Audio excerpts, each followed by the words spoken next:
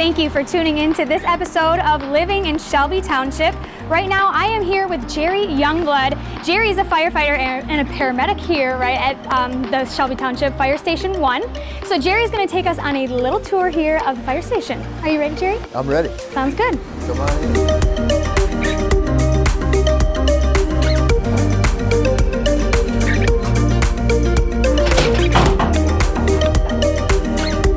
Welcome to the Shelby Township Fire Department. This is, we're gonna start at the front door here. This is where the battalion chief's quarters are. He's the chief, the boss of the entire shift. We have 3 shifts, so we have 3 battalion chiefs. This is his bathroom. So he gets his own room and his own bathroom. His own room and his own bathroom. All right. That's what you get if you spend enough time here. And this is the battalion chief's office.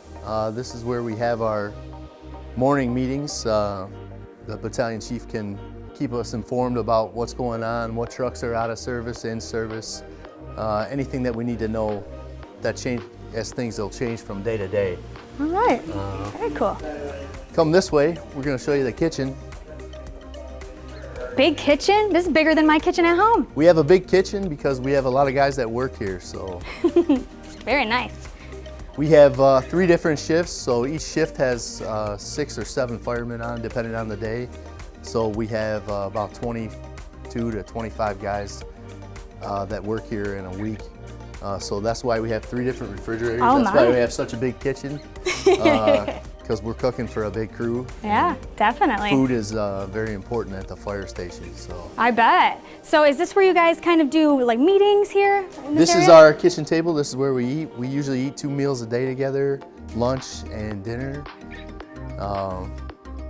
Sometimes on the weekends we'll do breakfast instead. So we have a big table because we got a big crew. All right. If you come over here, this is our day room. This is just our hangout area for the firefighters during the day. We have a television over here. We use the television. We can use it for teleconferencing, for trainings with other stations and other fire departments. Over here we have this is our wall map. This is a big map of Shelby Township.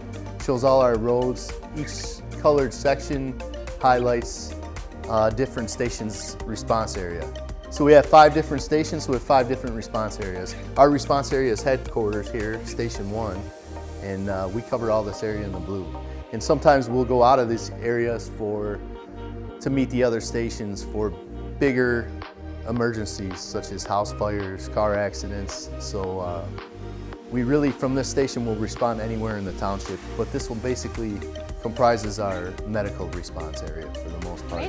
This is our radio. This is where the calls come through from dispatch, and we're able to communicate with dispatch through this microphone to acknowledge that we heard the call and that we're going to be responding. Okay. So we got down here going on. Down here, this is the living quarters for the firemen. This is the dorm. It's somewhat like a military barracks. Okay. We live here, we do 24-hour shifts, so this is our second home. We're here 1/3 of the year. So, oh, wow. Each fireman has his own locker to keep all their personal items in, and then we have a dorm. Each fireman has a bed. If you get a chance to sleep in it, if you're not on runs. Right. So oftentimes, obviously, we get runs around the clock, medical runs. Of course, yeah. 24 hours a day, so. Right. But if you get a chance, you can get some downtime. Yeah, okay. Awesome. I was gonna say, I can't see any doors around here, so I guess we'll go out this way, see what we can find. Here we have the locker rooms, restrooms for men and women. We have male and female firefighters here.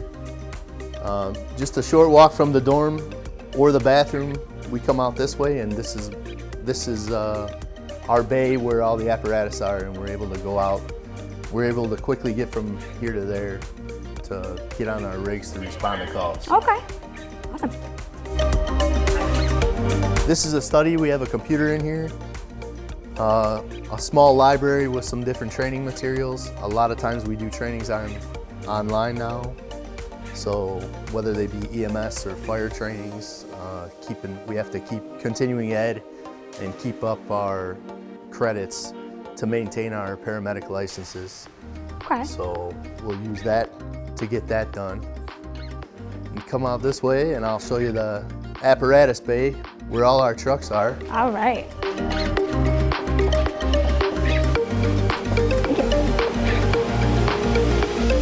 So the first truck you see when you come out to the bay is the ambulance. This is a paramedic unit, as you can see on the side.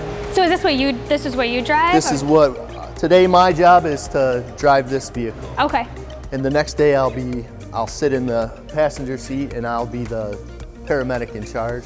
And on the third day of my swing, I will drive the fire engine. Okay. So you do it all then? We rotate roles and we're all interchangeable because everybody here is trained as a firefighter and a paramedic. Okay. So everybody here is a paramedic. That's why all our units are what they call advanced life support. Awesome. So the inside of the ambulance is basically a miniature emergency room. So we have cardiac monitor, defibrillator, we have cardiac medications, medications for various other emergencies. Just about everything you would need right in a hospital. Exactly. Right? Just everything you would need for an acute medical crisis to buy us time to get the patient from their home or wherever to the emergency room. Okay. Our fire engine is out right now. They're on a call. So I'll show you some of the other vehicles. Back here we have two trailers, one for special operations, such as rope rescue and confined space. And this trailer here is a hazardous materials response. We cover hazardous material response for the entire Macomb County. So there's lots of different equipment in there. Right. For hazmat, such as hazardous material spills or How fires. often do you usually have to go out and deal with something like that? Hazardous materials calls are relatively uncommon, and so are trench, collapse, and rope. But Shelby Fire is the premier department in the county for these. Right. And we have several of our firefighters trained in specific types of response. So they get used less often than medical. It's good to have them though, right? Good to have them, yep. Definitely. Wow, this is beautiful. This is a nice table here. This is a new table. One of our firefighters is handy with woodworking as wow, that's gorgeous. This is going to go in the kitchen and replace our old one. It's beautiful.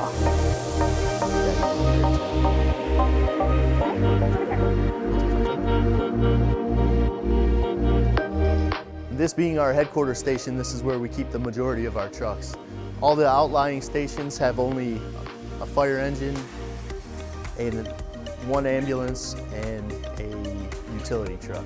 So this is the battalion chief's vehicle. He'll respond he's a shift administrator, so he doesn't go on all the runs like the simple medical calls, but he'll go on some of the more complex scenes. He'll go on all the fires and he'll be in charge in those situations. Okay. So this is just his car to get there then? This is his vehicles. Okay. Yep. This is a utility truck, which we use to tow the special response trailers. We can also use it as an extra vehicle for a single personnel to respond to help out on a run where more personnel are needed. Okay. Over here, the biggest truck in our fleet, this is the... Wow, this is big. Oh. This is our ladder truck. So as you can see, it has a 100-foot ladder on top with a bucket at the end. That's for rescue. It also has nozzles on the end for suppression. We have all different kinds of gear in this truck. Here we have saws. We'll use these saws for cutting through roofs. We can cut through steel doors. We can cut through hinges. So these will give us a lot of access. So this truck has the ability to really get us in or out of a lot of situations. Okay. And back here we have fire hose. So this truck is also a pumper. These large hoses to connect to the hydrant to keep the truck constantly supplied with water. The more narrow hose is for the actual firefighting for suppression. We have a variety of different ladders on the truck, more so than on the engine. We have several different sizes, up to 35 feet extension ladders. So this truck has more ability to function as a rescue vehicle than just strictly suppression. Oh wow. Man, so many little compartments, so many different things in there. All the space really is cool. utilized, so there's a lot of compartments, but every single one of them has different tools in it for different situations. And one of the most important jobs of a fireman is just preparation and knowing where all your equipment is at all times. So here we have a lot of rescue rope. We also have water rescue equipment on every fire apparatus, because we have many small lakes, ponds in Shelby Township, a lot of water. We have the Clinton River that runs through, so we have water rescue capability on every vehicle, including the ambulances. Whether it just be throw ropes or life jackets, rescue rings for patients to wrap around themselves. You just got just about everything in here that you might ever need. Yeah. That's awesome though. It's better to have it and not need it than need it and not have it, right? Awesome. The last vehicle we'll show you, this is the rescue, and this is all water rescue equipment. This one, out of all the special operations vehicles, this one probably gets used the most, because we do have quite a few water rescues each year. Now, what is entailed in a water rescue? What kind of call are you getting to have to take this out to get? Sometimes it'll be, it can be things as mild as people kind of stranded in the Clinton River in a certain spot where they don't feel like they can safely get out, and we'll have our water rescue technicians, access them in a safe way and extricate them in a safe way. And sometimes it goes from that all the way to as serious as drownings in the lakes. So this is the most used then for that kind of thing? Okay. Used. And our divers, we have divers and swift water rescue guys. Most of them are cross-trained in both, so they'll do surface water rescue. Some of the swift water are trained because of the Clinton River.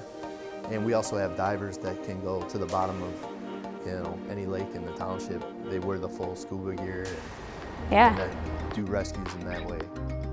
Wow, it's intense work. It's intense. Yeah. Oh, we'll have a couple more things we could show you.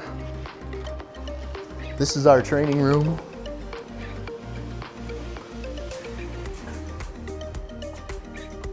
We have firefighters in the room training right now. Hi guys.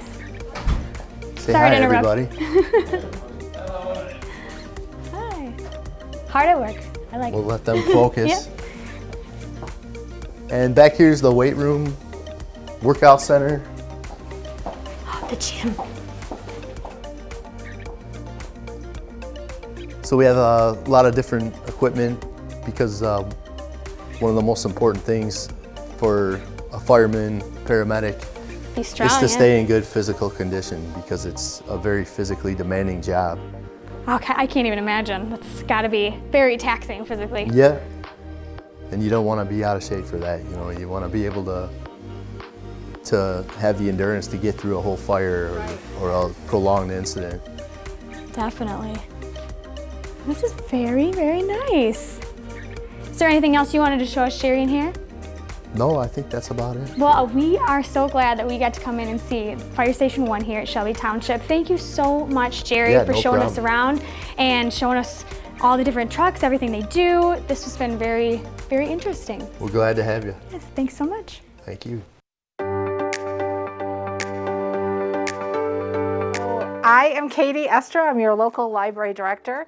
And all summer, we've been working out of a tent in our parking lot to make sure that you have materials to choose from.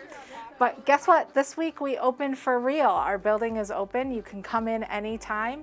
And I just wanted to give you a tour around the building to show you how things are different. We've certainly made some changes to keep our community safe.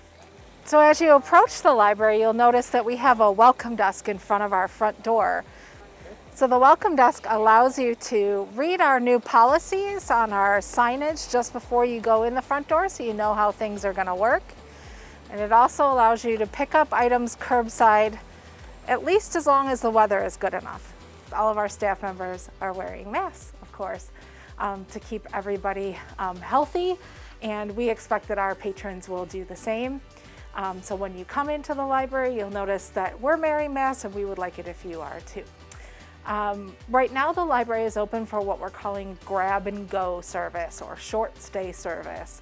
So we don't have any spaces where people can congregate together or have long meetings, but you certainly can come in, you can check out books, you can use our library building, you can use the computers, you can make photocopies, you can fax things. And what a kind of cool thing we have now, we have silicone keyboards. These keyboards are completely waterproof and they're malleable. So when somebody gets up, I can go over and spray hand sanitizer on it, and we're all set, ready for the next person. You can browse to your heart's desire.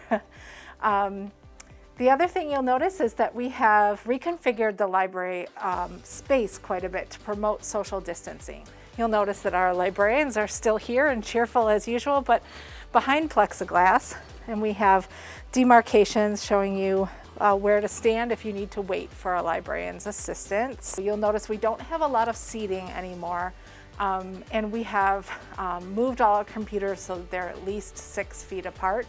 You'll also notice plexiglass partitions at all of our public service desks, as well as plexiglass partitions between all of our computer stations. We have hand sanitizing stations all over the library. We also clean high-touch areas 5 times a day. So coming into the library, the door handles, the restroom handles, keyboards, anything that's sort of communally touched a lot, we clean 5 times a day. We installed hands-free restroom doors so that you do not have to use your hands to open our restrooms. And you'll notice too that we lowered our computer usage to 60 minutes per day. We're only allowed to have a certain number of people in the library at one time, according to our executive order from the governor. So in order to facilitate the most amount of people being able to cycle through our library every day, computer usage is limited to 1 hour per day. Oh, cash handling is even different. If you need to give us money, we do it with no contact. So we'll ask you to put it in a little container and we'll return your change to you without with no contact. So we hope that you come in and visit us here at the library. We've got a ton of virtual programming going on. We have all of our services open now, including the building. So stop by.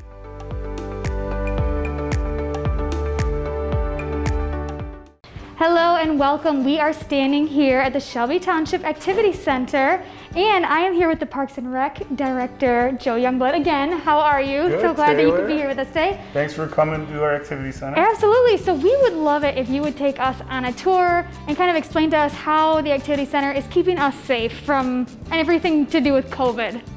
Well, definitely. We opened September last year, and things are quite different, as Yes. you know. But fortunately, the doors are back open. But we have a lot of precautions that we are taking, hence the mask that we are wearing. Yes. But we have our the customers that they have to go to Sign Up Genius, because we're only allowed X amount of people per room. We can discuss that more in a minute. Once the maximum fills up, then we just don't take any more sign-ups. That way, people aren't at the door being turned away. Right. Okay. So far, so good. And the other thing is, this time of year, a lot of our activities are outside.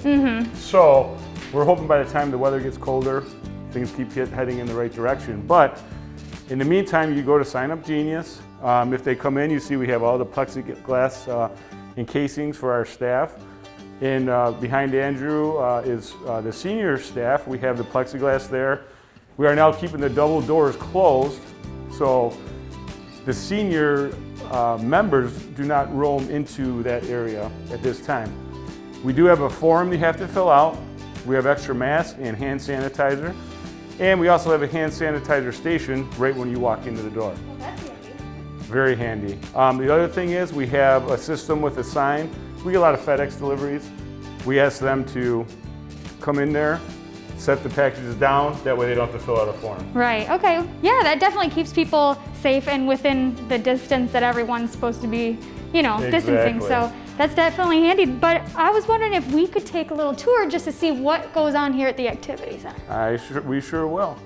So during the day, the majority of the people are here for Amy and her staff for their activities. Right now, Amy and her staff has a lot of outdoor activities in the programs, outdoor pickleball.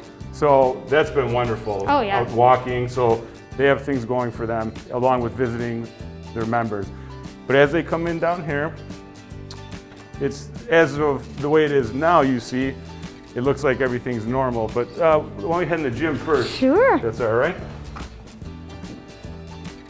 So the big difference you'll see, Taylor, is the spacing of the chairs. Oh, yes. Okay. So we have them 6 feet away. And you'll see our sign right here, room occupancy is 30. So that's 25% of what we're allowed and per the governor's orders.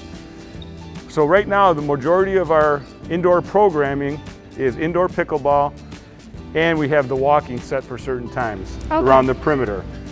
As I mentioned, when it's 80 degrees out, People even like to be a non-COVID outside. time, Right. they're outside doing their activities. So this morning, they're all outside at the pickleball courts, enjoying them. But it is different not having the people in here all the time. Oh, I bet. Our activity center was packed, but This is going to make it so nice, though, when the weather does cool down. And when it does get to be too much for people to be outside all the time, it'll give people a nice place to still be able to come and, you know, that's a be good active. point. Yep, it'll be busy in here before we know it. Oh, absolutely. I don't doubt that. Exactly. And then there we have, it's our work room. So that one's, it's our yoga room. No more than 10 people allowed in there. Okay. And all of our members attending must wear a mask while they're in here. You see the drinking fountain. We had to close those down. That was one of the early executive orders. Right. That makes sense, I guess. Yep. So we have the cafeteria / multi-purpose room. And as you can see, we have it set up, spaced out for the seniors. Make sure there's social distancing. So what kind of things happen in here usually? Well, normally we'd have 100 people in here twice a week playing bingo, big events, dances, Meals on Wheels, puzzles, the coloring book, and I mean, so usually from 8:30 to 5, there's people in here all day long, hanging out, having their coffee. So yeah, things are a little different right now. Even though we're open, naturally people are a little hesitant still. Oh, yeah. And we totally understand that. So room 1, the lounge, this is where they'll come in, have some coffee, play puzzles. I like how you have all the rooms. It has the amount of people that can be in there. See, for example, on this one, you do Sign Up Genius, you know, because technically you're allowed 10 people or less, but we kind of measured it out. And if you couldn't have 10 people in here at least 6 feet apart, we lowered that number. So we're erring on the side of caution. Yeah. It's better safe than sorry, right? Yes. So this is room 2. This is normally the card room. So we do have 10 here.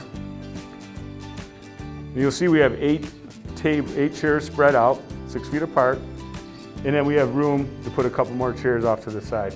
Okay. But this is nice if somebody wanted to have a meeting during COVID. Yeah. For 10 people or less, they could be used right here. This is the room they go to then. We set up the table a special way, have them spread out. If anyone was in here and used them, they would get cleaned. Also in the gym, I forgot to add, after pickleball, we have blocks of time where we sanitize every chair. Right. To make sure everything's clean. Okay. And we have 6 computers hooked up to the internet at all times. And is what we've done, we've spaced it out. You have to sign up for a computer. We've done it every other station. Okay. We measured it, it's just over 6 feet apart, but you still are able to use the computers. Here we have it set up for a smaller meeting. Okay. 6 chairs, 10 people or less. So you technically could have a meeting here and 3 people on the computers. Right. I was gonna say, so is it this or that, or yep, you could have everybody? Less than 10. Okay. Sounds good. And then we would disinfect the computers, all the chairs, keyboards, and the mouses and everything, yeah? Okay. Because we spaced it out with 10, it'd be a little too tight. So when we have people sign up for the game room, sign up, we clean, disinfect from the ping pong paddles to the ball to any of these games that we're touching. Anything that could be touched at all. Exactly. So it's kind of what you would call a soft opening, where we want it so people are more comfortable, ready to come in. You saw Bob and Diane when you were here. We have people coming in, they really miss it. We want to make them feel as safe as could be. Oh, for sure. And I think we're doing everything possible, and we're just excited to get people back in here, which we have been with the soft opening. Yeah, the soft opening is a good idea too, just being able to err on the side of caution without having to close down everything for good and then no one gets to come at all. So I think it's a good idea. Yeah. Exactly. So that's where we are in 2020 at the Shelby Activity Center, and we appreciate you guys coming out here and definitely helping us get the word out that it's a safe place to be. Yes, well, thanks so much for meeting with us again today, Joe. Joe Youngblood, everyone. He is the Parks and Rec Director of Shelby Township. And if you have any questions, can they contact you about any questions? Yeah, call 731-0300, and or they can call our senior center, depending what program they're looking for. Awesome. Thank you so much, Joe. Thank you. Our four-legged friends have a new place to chase after that Frisbee or just mingle with some other canines. On September 19th, the city of Utica's Pioneer Park opened their brand new dog park. Our Downtown Development Authority had a meeting, and a Boy Scout from Utica High School, now an Eagle Scout, Charlie Boris, tasked us with developing a dog park. Now, the property previously was known as the Cardinal Landfill. Back in the 1960s, this property was a landfill that was eventually capped about 4 or 5 years later after its original opening. They put about 4 feet of dirt on top of that landfill, which was decent for the time, but then we decided this property that had been unused, underappreciated, underdeveloped for about 50 years, it was time to develop this into something beautiful. Because the property is a landfill and otherwise known as a brownfield, it took several dollars to remediate the property, put in venting, and to be able to develop it properly so that we could make it a safe location for our families and friends and our four-legged friends to visit. And man's best friend even got a dog parade, starting in Grant Park and concluding in Pioneer. We're really looking forward to the grand opening of the Pioneer Park here today. This is extremely nice for us because the closest park to us is Orion Oaks. Ruby likes to come out and play with the other dogs, so this will be a lot more convenient for us to get down here and get her out to play as often as possible. Boris, a local Eagle Scout, got the ball rolling with a little help from the city of Utica. The nearest dog park was in Clinton Township, and I saw that Utica had a great opportunity to bring forward a dog park. I was very happy to work for 2 years to make this dog park possible, and today is a beautiful day to open this great dog park for the city of Utica. And I hope that for many years, this dog park could be the home to many great memories for dogs and owners alike. Residents and non-residents of Utica will need a membership to enter the dog park, which is $25 for Utica residents and $35 for non-residents. You will have access to the dog park for 1 year, and you will be given a key fob to enter the fenced area of the park. Living in Shelby Township, I'm Andrew Shelsky. Thank you so much for joining us on our virtual tour of Shelby Township. Today from the Fire Station 1, thank you so much to Jerry Youngblood and everyone here for giving us a tour of the fire station. Make sure you tune in next time to The Living Show. I'm Taylor Vitani. We'll see you next time.